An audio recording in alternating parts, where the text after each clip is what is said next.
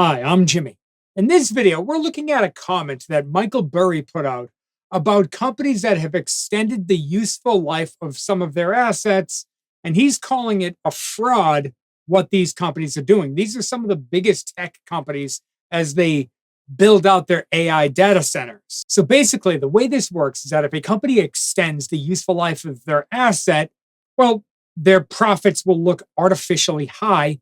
Therefore, as Michael Burry points out, it's a sort of fraud.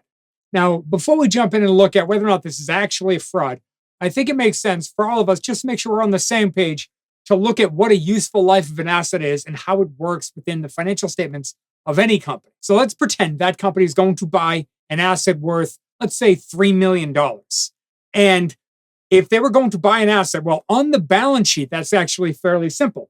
First, they deduct $3 million from the cash part of the balance sheet, and they actually move it from the cash part over to the asset side. So essentially, the balance sheet stays in balance. Everything remains fairly simple. On the cash flow statement, well, they have to pay that $3 million in capital expenditures to buy that asset.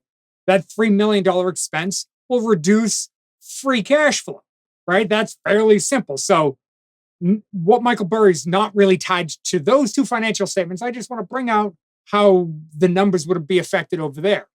But for now, let's look at the useful life of an asset. So we have the asset. We paid $3 million. Oh, this company paid $3 million for it. Let's pretend that the useful life is 3 years. So this asset is going to last, by our own estimations, because since we are the company, our own estimations say it will last 3 years. Well, we simply take the $3 million, divide it by 3 years, assuming straight line depreciation, and we end up with $1 million depreciation expense every year.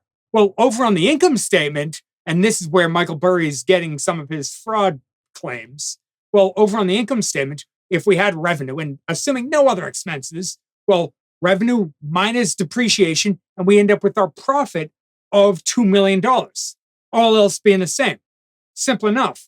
But what if we wanted to shift the useful life of that asset? Nothing else changes. Well, what if instead of going with 3 years, we're going to go with 6 years? Well, just like that, instead of it being, because now we're taking the same $3 million and dividing it by 6 instead of 3, well, now we end up with a depreciation expense of $500,000.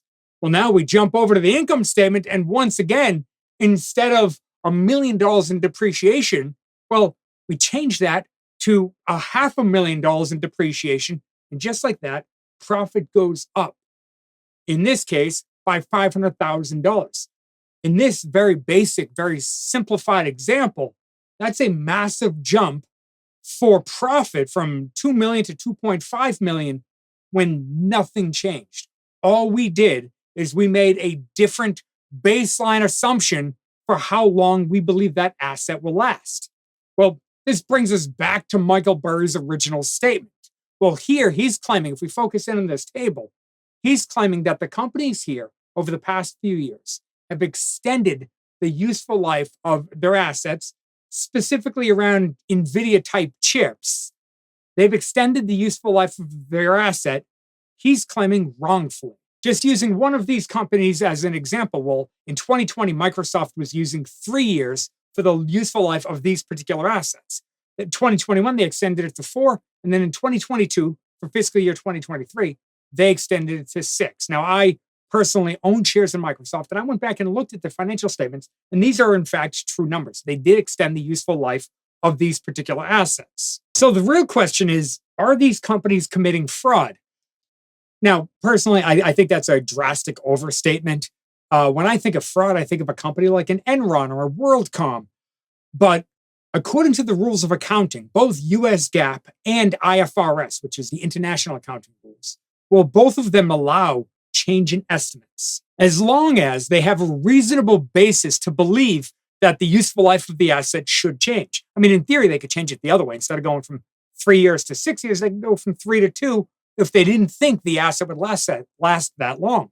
Now, in this case, the rule is that they're allowed to make the change as long as they have some reason. Perhaps there was a study done. Perhaps they have some experience with these products and they've realized, well, they last longer than we originally anticipated. Well, they can make that change. Then, importantly, they have to disclose the change and they have to disclose the impact of that change. Then Microsoft came out and said that due to improvements in software and improvements in the products that they were buying, well, this should make the products last longer. They expect for the products to last longer.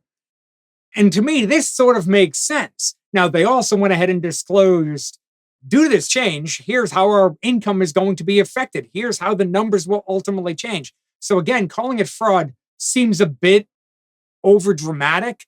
I think it's far more realistic to look at this and say that I think the bigger question is, will these chips, specifically chips coming out of a company like NVIDIA, will these chips last longer than 3 years? And I've actually read conflicting data on this. So there are some AI data center sources that say the correct useful life on a GPU chip that you're running real hard is closer to 3 years than it is to 6 years. But then on the flip side, it's been pointed out that NVIDIA's, I think it's about 5 years old, their A100 GPUs are still performing very well on high-end AI data centers. Now, I think it's important to point out that if you're going to extend the useful life of these assets, you don't necessarily have to use them the same way for the entire 6 years. For example, perhaps they're populating a data center today with today's most modern chips. They're pushing out NVIDIA's most modern chips right now. And maybe for the next couple of years, 2 to 3 years, maybe, they can run the most cutting edge model training right now for the next couple of years. Well, it's very possible after, let's say, 2 or 3 years, they say, okay, now we're going to roll these chips over into maybe our cloud storage, and we're going to do something else with the chips. They don't all necessarily have to be the most cutting edge chip. The question is, will the chips last 6 years? Now, to verify this question or to look at it from the other side, I actually went and looked at NVIDIA's books. And surely NVIDIA uses some of their own chips in a similar manner to the way that many of these companies would use those chips. And sure enough, they do, to a far smaller degree than many of these companies, but they still do it. And interestingly, during this same time period, they also upped the useful life of their assets. Now, they did not go as high as 6 years. I saw with some of their products, with some of their assets, they went from 3 years to 5 years. Others, they went from 3 years to 4 years. But if we look at what NVIDIA is doing with their own depreciable life of the asset, and also if you look at the products that they sell, they give estimated useful life, and they're far longer than 6 years. So I think it's important to point out here that just because a company is changing their useful life, they're not necessarily saying, hey, for the next 6 years, these specific chips that we're putting on the books that will last 6 years are going to run the most modern, most up-to-date, cutting-edge AI model training that there is. That would be tough to predict for 5 years from now. But it is possible that they have them, maybe 1 year, maybe 2, maybe 3, maybe 4. And then they roll those out and they bring in new chips, and those old chips continue to be used. If that's the case, well, this extension of the useful life of the assets is certainly not fraud, but it might even be well deserved. This might be the more appropriate number. Now, we will know as time goes on, because we are in the early phases of this hardcore data center expansion for AI model training.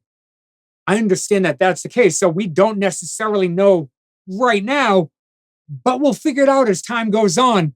But for now, I think it would be way unfair to say that this is fraud by any sense of the imagination. Now, if you're interested in learning how to analyze a company, we actually did a video called 8 Steps to Analyze a Stock.